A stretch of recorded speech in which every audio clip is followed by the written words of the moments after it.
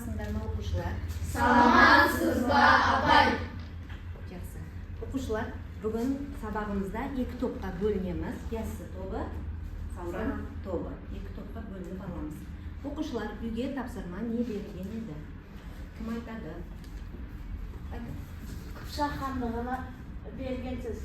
Жақсы, Қыпшақ хандығы, иә? Оқушылар, Қыпшақ хандығы туралы мен үй тапсырмасына мозаика әдісі арқылы сұрақтар түзіп келдім. Қазір сол сұрақтарға жауап береміз. Кәні, кім шығады доскаға? Парень шығады.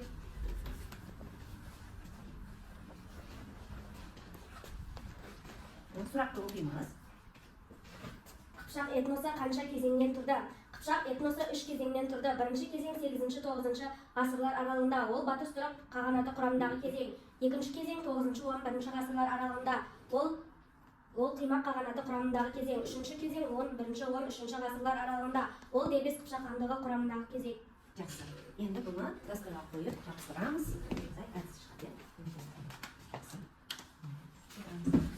Оқушылар тағы да кім шығар сұрақтарға жауап береміз? Тұраны шығады. Қыпшақ хандығы бірінші рет қай ескерткіште кездесті? Қыпшақ хандығы бірінші рет 8 ғасырда көне руна ескерткішінде кездеседі. Жақсы.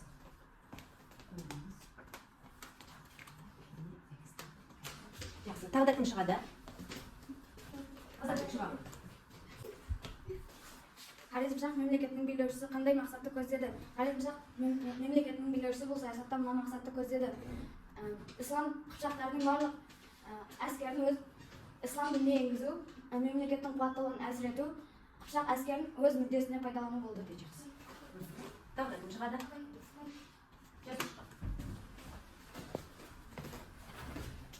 Қыпшақтар қай аумақтарды алып жатты? Қыпшақтар жетісумен қатар бүкіл Қазақстан жерлеріне үстемдік етті. Еуразияның Алтайдан Дунайға дейінгі жерлерін алып жатты. Дәл осы кезеңнен бастап жоғарыда аталған барлық түрік тайпалары Қыпшақ атала бастады. Оқушылар, қазір мозаика әдісі арқылы біз нені көріп тұрмыз? Сұрақтарға жауап бердік, Қыпшақ хандығы туралы. Не көріп тұрмыз? Киелерді, қалаларды, аспан және ұшы далаларды көріп тұрмыз. Енді бұл не деп ойлаймыз тағы да? Бұл жолға шығып бара жатқан керуендер. Иә, бұл жолға шығып бара жатқан керуендер, иә. Қазір оқушылар біз өзімізді бәйге әдісі арқылы бағалап кетеміз. Қазір сұрақтарға жауап бердік, иә. Сол сұрақтарға жауап берген оқушы өзіні не қылады? Бағалап кетеді. Қазір шыққан кезде. Ал енді оқушылар, бүгінгі біздің сабағымыз Ұлы Жібек жолы екен, иә? Ұлы Жібек жолына, яғни бұнда мақсаты Ұлы Жібек жолының халықаралық қатынастардың дамуындағы орнын анықтау. Бағалау критерийі Ұлы Жібек жолының халықаралық қатынастардың дамуындағы орнын анықтайды. Ұлы Жібек жолының шаруашылықтың дамуына тигізген әсерін талдайды. Ұлы Жібек жолының мәдениетінің өркендеуіне тигізген ықпалын талдаймыз. Оқушылар, бүгінгі сабағымызда Ұлы Жібек жолының басталуы Қытайдың Хуанхэ өзенінен басталып, батыс Еуропа еліне дейін барады. Ұлы Жібек жолының ашылуы біздің заманымыздан бұрынғы 138 жылы Қытайдың императоры У деген батыстың беймәлім елдеріне жіберген елшілік керуені жолға шығады. Қытай елшісінен кейін іле-шала бұл жолмен батысқа жібек керуендер жүреді. Бұл жолмен әртүрлі тауарлар тасымалданады. Ұлы Жібек жолының басты тауары жібек болатын. Сол себепті Ұлы Жібек жолы деп аталды. Ұлы Жібек жолының атауы 19 ғасырда, яғни 1877 жылы беріледі.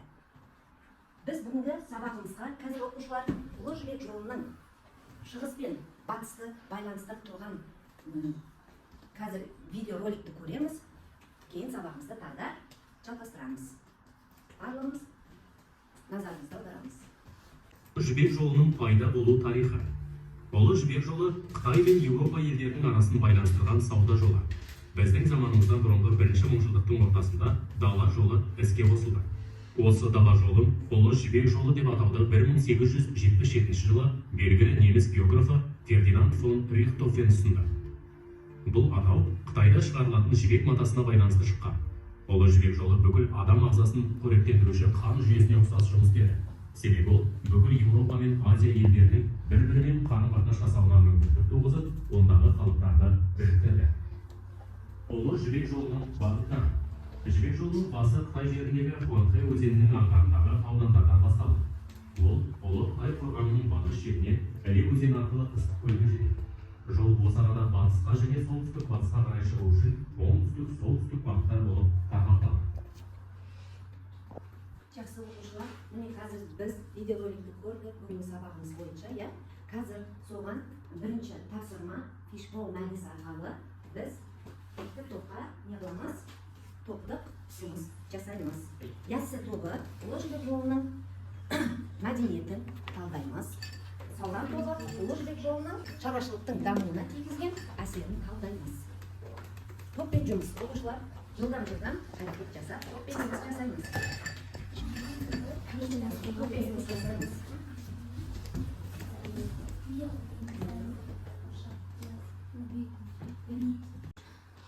Балалар, қайсы топ болды? Кім қорғайды? Қайсы топтан бастаймыз? Яссы топ. Шығарыңдар. Ұлы Жібек жолының мәдениетінің дамуына әсері. Ол жерде көптеген керуендер болып жолға шықты, олар жүздеген болып жолға шықты. Ол жерде демалыс орындары, акробаттар, денинамдар болды және бишілер. Қорытындылай келе батыс пен шығыс аралығында мәдениеті жақсы болды. Енді Сауран тобы дайынбыз ба? Иә. Шығамыз, иә? Шығарыңдар. Кім шығады? Топтан шығарыңдар. Ұлы Жібек жолының шаруашылыққа дамуына тигізген әсері: жылқы, түйе, бұршақ, пияз, қияр, сәбіз, анар, грек жаңғағы, кілем. Ұлы Жібек жолының шаруашылығына тигізген әсері орасан зор болды. Қорытындылай келе отырып, Ұлы Жібек жолының шаруашылыққа тигізген әсері орасан зор болды. Қазақстанның тұңғыш президенті Нұрсұлтан Әбішұлы Назарбаевтың бастамасымен Батыс Еуропа және Батыс Қытай жолдарының Қазақстанның жері арқылы басып өтетін жолдары мыңдаған шақырымды құрайды. Жарайсыңдар. Өте тамаша, отыра қойыңдар. Балалар, қазір енді мұны фишбол мәдісін қорғағандарыңды апарып ілеміз. Апара қой. Азатбек, сен де апарып іліп қоямыз. Отырам. Енді оқушылар, бүгінгі екінші тапсырмамыз тағы да сабақты жалғастырамыз. Екінші тапсырмамыз банкомат әдісі. Банкомат әдісі арқылы біз сұрақтарға жауап береміз. Қазір оқушылар шықты, мына жерде біздің бүгінгі сабағымыз Ұлы Жібек жолы, иә? Соған сұрақтар жазып қойылған, сұрақтарға жауап береміз. Сұрақтарға жауап беру үшін кім шығады? Азатбек шығады. Ұлы Жібек жолынан бірінші рет кім шықты? Ұлы Жібек жолында бірінші рет Қытай императоры, яғни біздің заманымызда 1138 жылы Қытай императоры Удидің батыстың беймәлім елдеріне керуен шықты және ол сапар барысында Қытайдан орталық Азияға дейінгі жолдардан тіке жүрді және ол сапар барысында қолайлы жолдар анықталды. Ол Ұлы Жібек жолының негізін қалады. Өте жақсы. Сен банкоматтың өзің неңін ала қой, иә? Саған отыр. Екінші сұраққа кім шығады? Жазушы шығады. Ұлы Жібек жолында не тасымалданды? Ол жерде жібек матасы, тәттілер, алтын күмістер тасымалданды. Және ол жерде ең күшті тасымалданған жібек матасы еді. Сол себепті жібек матасына сұраныс артты. Жақсы, отыра қой. Өзің неңін ала қой, иә? Жақсы. Кім шығады?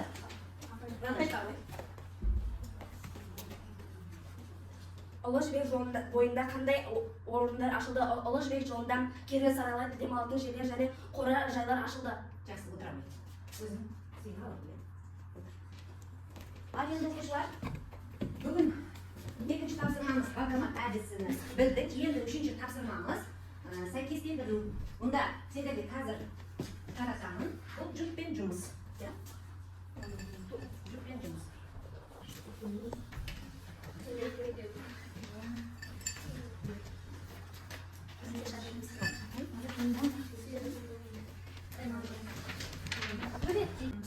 Оқушылар, сәйкестендіруге кім шығады үшінші тапсырмамызға?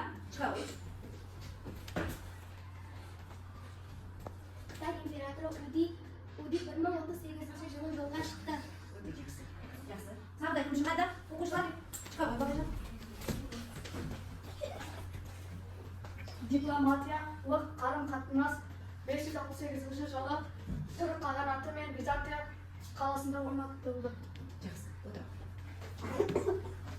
Енді кім шығады? Апай. Қытай императорының атынан Иран шахы жібектен жасалған әшекейлер, киімдер Сыйлады, иә? сыйлады. Жақсы, отыр. Енді біз өзімізді не қыламыз? Бағалап жібереміз. Хан шығамыз, оқушылар. Сұрақтарға кім қандай жауап берді? Барлығымыз өзіміз біліп отырмыз, иә? Сұрақтарға жауап бергендер өзімізді бағалаймыз.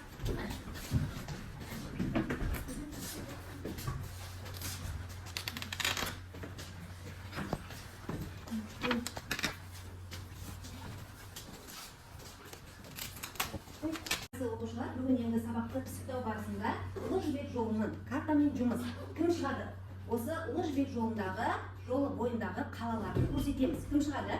Ұлы Жібек жолындағы ірі сауда қалалары Тараз, Түркістан, Сауран, Баршекент, Баласағұн. Өте жақсы. Жақсы оқушылар, енді қазір біз отырамыз, қараңыз. Бүгін сабақтан кері байланыс жасаймыз, иә? Бүгін қазір кері байланыс қажетті сөздің астына не қыламыз? Сызып шығамыз. Бүгін сабақтан қандай әсерде болдыңдар?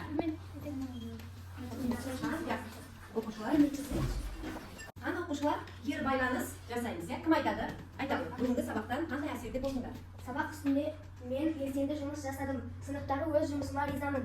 Маған сабақтың уақыты қысқа көрінді. Мен сабақта шаршамадым. Менің көңіл күйім жақсы болды. Сабақта қолданылған тапсырмалар түсінікті болды. Менің ойымша үй тапсырмалар оңай. Өте жақсы оқушылар. Бүгінгі біздің тақырыбымыз Ұлы Жібек жолы. Үйге тапсырма Ұлы Жібек жолынан реферат жазып келеміз. Сау болыңдар.